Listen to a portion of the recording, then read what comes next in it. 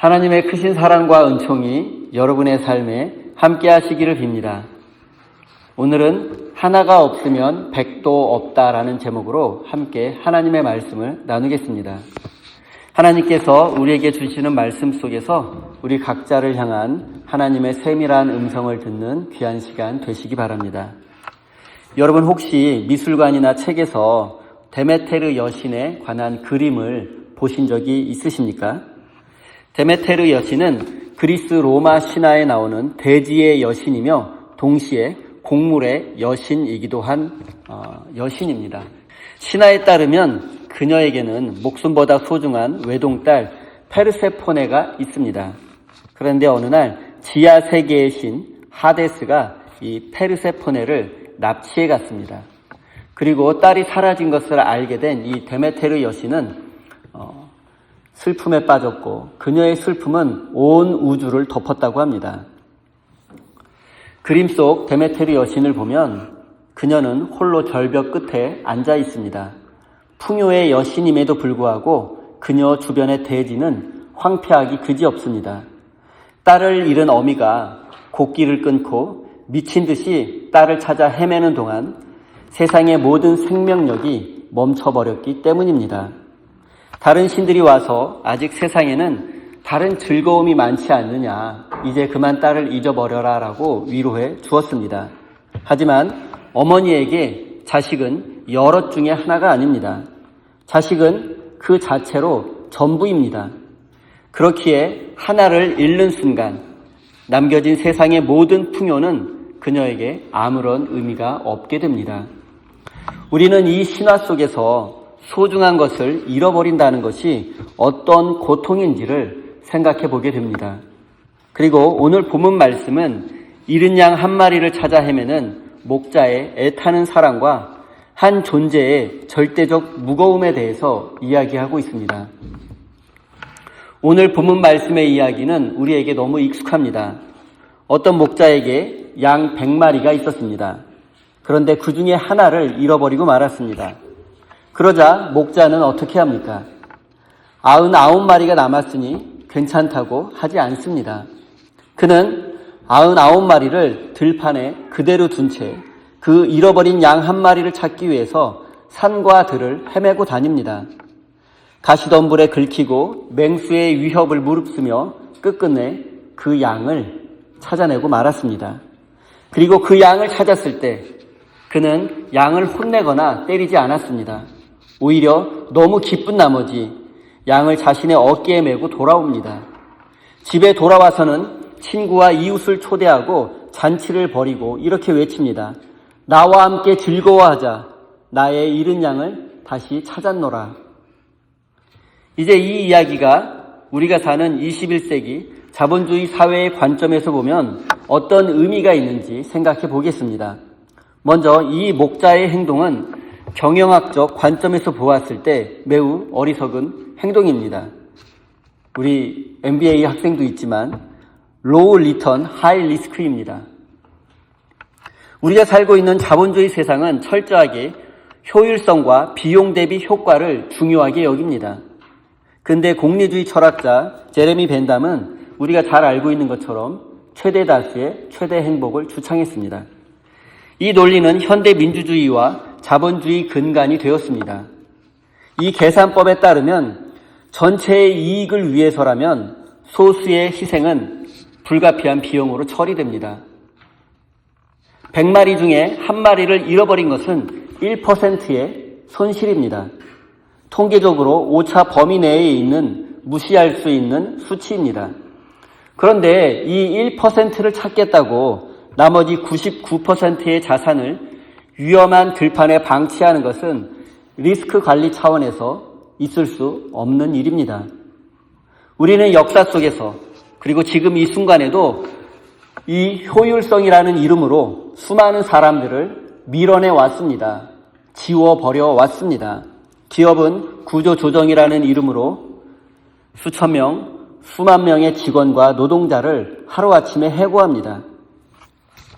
자본주의 사회에서는 생산성과 효율성이 떨어지는 사람, 실력과 능력이 부족하거나 없는 사람, 기술과 경험이 없거나 부족한 사람을 비용으로 간주하며 눈에 보이지 않는 곳으로 밀어내고 격리하려고 합니다. 교회는 다를까요? 솔직하게 우리 자신을 들여다보겠습니다. 여러분의 인간관계 속에서 혹은 우리 교회 안에서 불편한 사람이 있거나 말이 통하지 않는 사람이 있거나 또는 나와 정치적 견해가 다르거나 그리고 또 사회에 적응하지 못하고 무능력해 보이는 사람을 보면 여러분은 어떤 생각을 하십니까? 아, 저 사람만 없으면 우리 모임의 분위기가 훨씬 좋아질 텐데. 아, 저 사람만 다른 교회로 가버리면 우리 교회가 훨씬 수준 있는 교회가 될 텐데. 우리는 이렇게 알게 모르게 99마리의 쾌적한 환경을 위해서 그 불편한 한 마리가 도태되기를 혹은 사라져주기를 바라고 있는지도 모르겠습니다. 나와 관계가 불편한 사람을 잃어버린 양으로 여기며 찾아가기보다는 없는 셈 치는 것이 편하기 때문입니다. 이것이 자본주의의 논리이며 강자의 논리입니다. 하지만 이것은 절대로 예수님의 마음은 아닙니다. 이제 입장을 바꾸어서 여러분이 그 잃은 양 한 마리가 되었다고 상상해 보십시오. 나는 실력과 능력이 부족하고 경쟁력도 없고 실패하고 병들어서 더 이상 사람들에게 이익을 주지 못하는 존재가 되었을 때 세상이 나를 비효율적인 존재로 여기며 폐기 처분하려 한다면 여러분 마음이 어떨 것 같습니까? 프란츠 카프카의 소설 변신이라는 책이 있습니다. 프란츠 카프카의 변신이라는 책이 있는데 아버지가 열심히 가정을 위해서 일하다가 이제 직장에서 해고되고 더 이상 돈을 벌어오지 못하고 아버지로서의 능력을 상실하게 되자 이제 가족들이 이제 아버지를 벌레로 보기 시작했다는 그런 스토리의 소설입니다.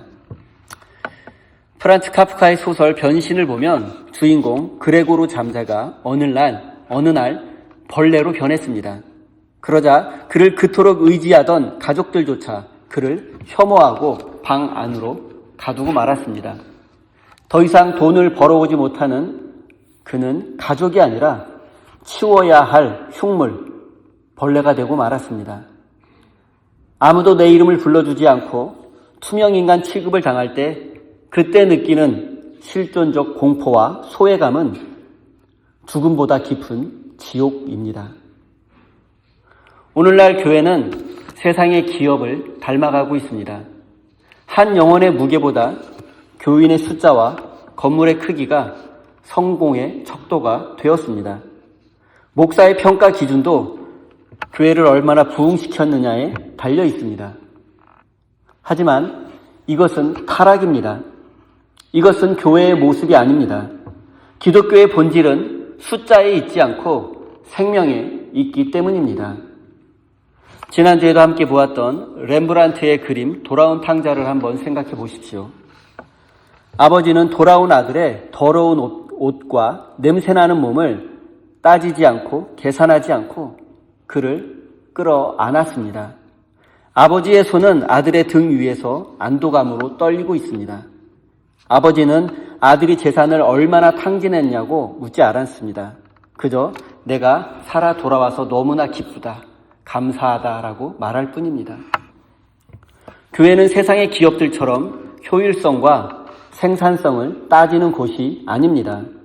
교회는 99마리의 안락함을 포기하더라도 고통받는 한 영혼을 찾아 나서기 위해서 문을 열고 나가는 거룩한 비효율의 장소가 되어야 합니다. 사랑하는 성도 여러분, 깊이 한번 생각해 보십시오.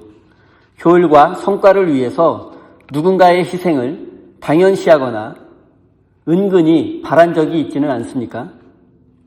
어쩔 수 없다는 핑계로 불편한 사람, 실패한 사람, 무능한 사람, 고통 속에 있는 사람을 외면한 적이 있지는 않습니까? 사랑하는 성도 여러분, 우리가 생명의 소중함, 한 영혼의 소중함을 잃어버린다면 우리는 이 상태로 하나님의 자녀가 될 수 없습니다. 이제는 이익을 따지는 차가운 머리가 아니라 한 영혼을 천하보다 귀하게 여기는 예수님의 뜨거운 마음을 회복해야 합니다.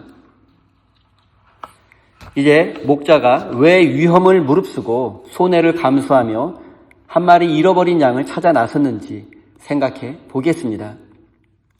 그것은 단순히 재산상의 문제 때문만은 아닙니다. 그것은 고통에 대한 공감 때문이었습니다. 1990년대 신경과학자 자코모 리촐라티는 원숭이의 뇌 실험을 통해서 놀라운 발견을 했습니다.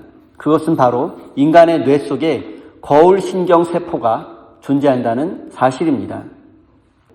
거울신경세포는 내가 직접 행동하지 않아도 타인의 행동이나 표정을 보는 것만으로도 마치 내가 그 행동을 하는 것처럼 뇌를 활성화시킵니다.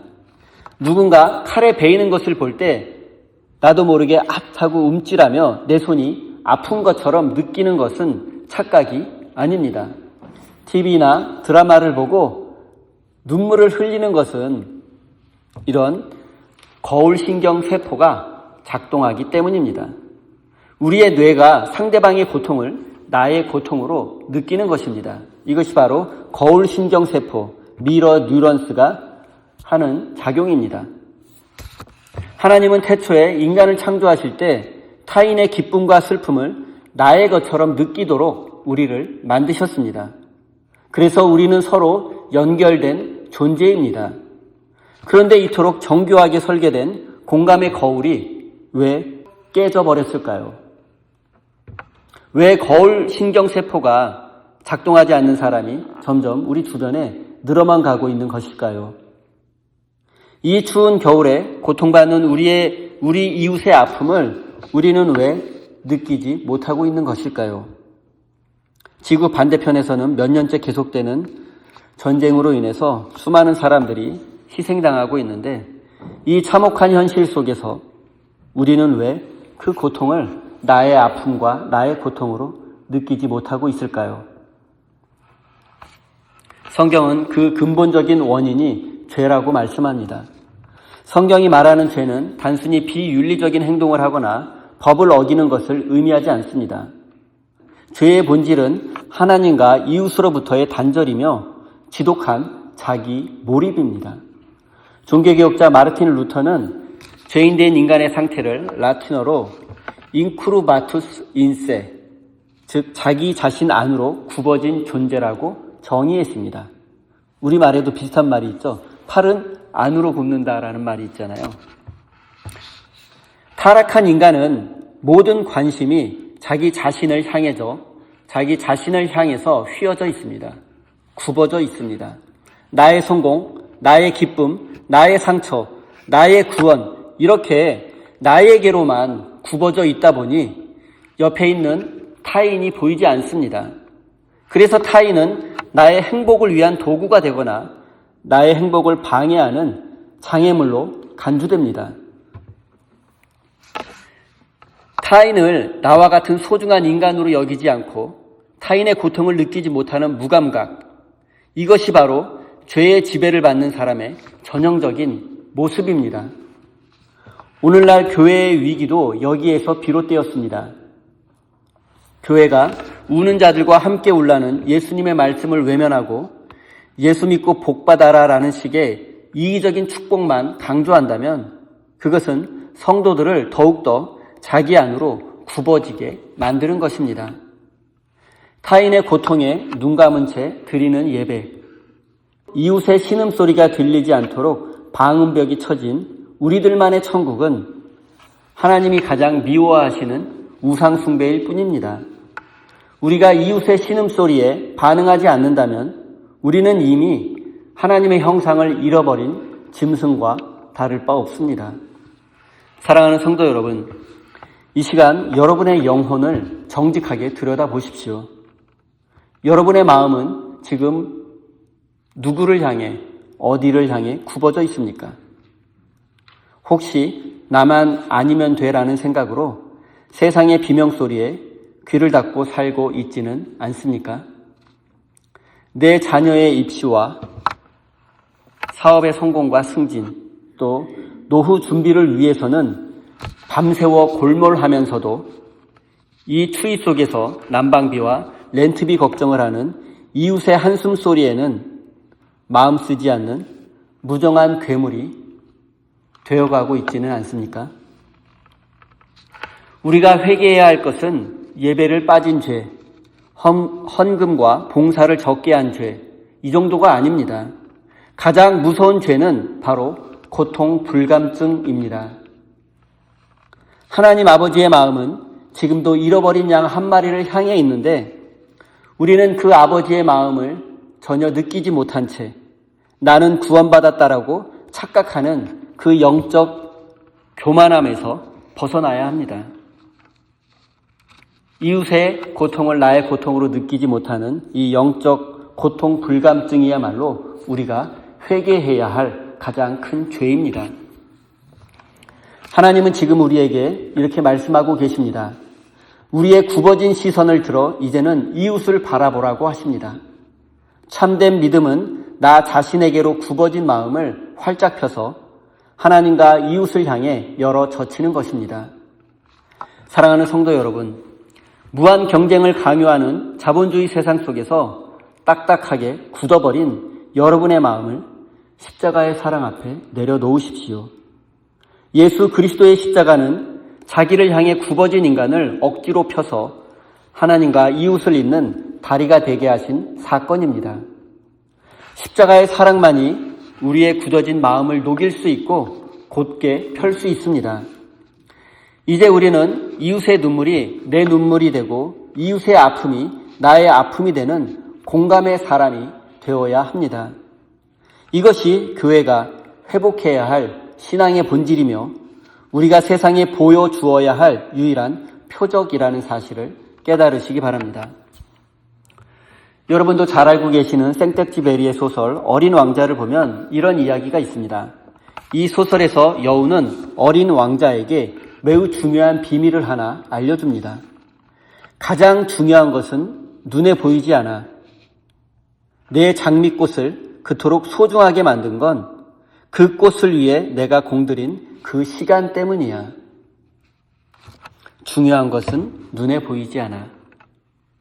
목자가 잃어버린 양 한 마리를 찾기 위해 들판을 헤매고 땀을 흘리고 발이 부르트도록 걸었던 그 시간, 세상 사람들이 볼 때는 낭비처럼 보였던 그 시간이 바로 그 양을 무엇과도 바꿀 수 없는 소중한 존재로 만듭니다. 사랑은 시간을 낭비하는 것입니다. 사랑은 효율을 따지지 않습니다. 신학자들은 하나님의 사랑을 거룩한 낭비라고 부릅니다. 십자가 사건을 한번 보십시오. 온 우주의 창조주이신 하나님께서 타락한 인간을 구원하기 위해 당신의 생명을 전부 쏟으셨습니다. 경제학적으로는 도저히 설명할 수 없는 우주 역사상 가장 큰 낭비입니다. 그 거룩한 낭비 덕분에 저와 여러분은 구원받을 수 있게 되었습니다. 하나님은 우리를 구원하기 위해 당신의 모든 것을 낭비하셨습니다. 허비하셨습니다. 사랑하는 성도 여러분, 우리는 너무 바쁘게 사느라 정작 중요한 것들을 보지 못합니다. 중요한 것들을 외면하고 있습니다. 아이의 웃음소리, 가족과의 따뜻한 저녁 식사, 힘겨운 성도에게 건네는 따뜻한 말 한마디. 눈에 보이지 않지만 정말 이 소중한 보물들을 우리는 성공이라는 우상을 향해서 희생시키고 있지는 않은지 생각해 볼 일입니다. 이제 우리는 이렇게 기도해야 합니다. 하나님, 우리의 영적인 눈을 열어주십시오. 이제 헛된 욕망을 쫓던 걸음을 멈추고 주님이 기뻐하시는 작고 소중한 것들을 삶의 중심에 두는 새로운 삶을 향해 결단할 수 있도록 우리는 기도해야 합니다. 이제 마지막으로 본문 7절 말씀을 제가 읽겠습니다. 내가 너희에게 말한다. 이와 같이 하늘에서는 회개할 필요가 없는 의인 99보다 회개하는 죄인 한 사람을 두고 더 기뻐할 것이다. 여기서 말하는 회개는 눈물을 흘리며 잘못했습니다라고 이렇게 말하는 것이 아닙니다. 헬라어로 회개는 메타노이아. 이것은 가던 길을 멈추고 생각을 바꾼다. 즉 삶의 방향을 전환하는 것을 의미합니다. 지금까지 자본주의의 경쟁 논리, 승자 독식의 가치관에 따라 나만 잘 살면 돼, 혹은 나만 아니면 돼라고 생각하며 살던 삶에서 이제는 생명을 소중히 여기고 약자와 동행하는 하나님 나라의 가치관으로 방향을 전환하는 것. 99마리의 안전한 무리 속에 숨어 안주하던 삶에서 잃어버린 한 마리를 찾아 나서는 목자의 삶으로 전환하는 것. 이것이 성경이 말하는 회개입니다. 그리고 우리가 진정한 회개를 할 때 하늘나라에서는 어떤 일이 벌어집니까? 기쁨과 행복의 잔치가 열립니다. 오늘 본문에서는 목자가 양을 찾은 후 즐거운 마음으로 어깨에 그 잃어버린 양을 메고 왔다고 합니다. 우리 하나님은 잃어버린 자식이 돌아왔을 때 맨발로 달려나가 껴안으시고 춤추시는 분이십니다. 예수님은 충격적인 말씀을 하나 더 하십니다. 회개할 것이 없는 의인 99보다 회개한 죄인 하나가 더 큰 기쁨이 된다는 것입니다. 많은 성도들이 자신은 99의 그 안전한 무리에 속한다고 생각하기 때문에 충격을 더 받는 것 같습니다. 이것은 기존 성도들을 무시하는 말이 아닙니다. 이것은 생명의 역동성을 의미합니다. 죽었던 것이 살아나고 잃었던 것을 되찾는 그 기쁨이야말로 복음의 핵심이라고 말하는 것입니다. 하나님의 기쁨은 현상 유지에 있지 않고 회복에 있습니다. 우리 교회가 점잖은 의인들의 사교장이 되어서는 안 됩니다. 상처 입은 자들이 치유받고 실패한 자들이 다시 일어서고 소외된 자들이 환대받아 하나님과 함께 기뻐하는 축제의 장이 되어야 합니다.